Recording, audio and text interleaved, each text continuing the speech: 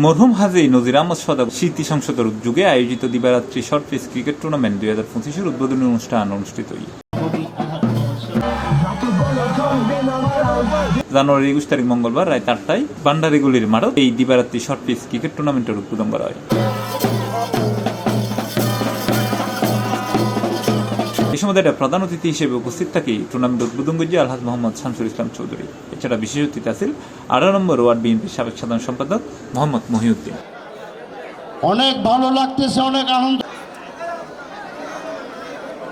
উদ্বোধনী খেলাত Haji Nurul Akkas memorial cricket association toss জিতে বাকুলিয়া স্পন্দন স্পোর্টিং ক্লাব 8 ওভারে টার্গেট দেয় 55 রান। আর এই টার্গেটের জবাবে ব্যাট গুরুত্ব নামে Haji Nurul Akkas memorial cricket association 26 রানে অল আউট হয়ে যায়। এই টুর্নামেন্টে 24 টিম আছে, প্রাইজ মানি 20,000, টানারা পড়ছে 10,000।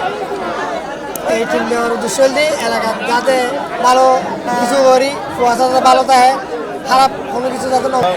শর্ট পিচ চাইছি, কিন্তু এর আগের আমরা চাইছিলাম তো লং পিচ। বর্তমানে শর্ট পিচ চাইছি, আমরা তো দেখতে লাগবে না আয়োজন।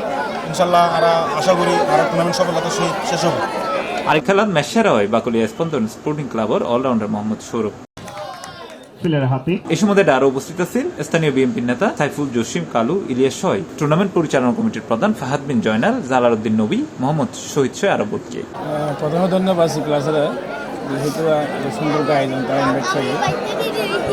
এই কারণে আসলে খুব জনপ্রিয় খেলা বর্তমান সময়টা বলে যথেষ্ট দর্শক আছে। বাকুলিয়া খেলার খুব প্রেমিক, বাকুলিয়াবাসী খেলায় বেশি উপভোগ করে এবং সবাই তুলে বড় ব্যাগগুলো বাকুলিয়াবাসী এই খেলার বেশি আগ্রহ এবং এই বাচ্চাদের পক্ষ থেকে কিছু করেছে ধন্যবাদ জানায়, যাতে তারা এই জন্য সুন্দর সুন্দর মিডিয়া লাইভ দিয়ে এই সুন্দর নিউজ দেয়।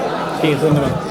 ঠিক আছে, আমার মাধ্যমে সি ক্লাসের মাধ্যমে যারা খেলে তারা ধন্যবাদ জানায় এবং যারা প্রস্তুত দর্শক আছে তাদেরও ধন্যবাদ জানাই।